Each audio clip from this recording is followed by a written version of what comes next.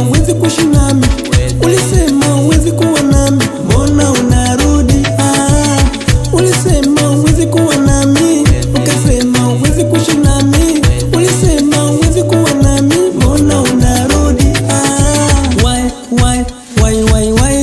ulivyoondoka kusema bye bye, ukaniacha na upiru wa life. Sasa narudi kwa nani? Ona wewe sasa na enjoy bila wewe peke yangu, na enjoy pizza burger na kula na enjoy. Dear ex kina shida zako, sijui mbona saa nikipita waniita ama luku safi day.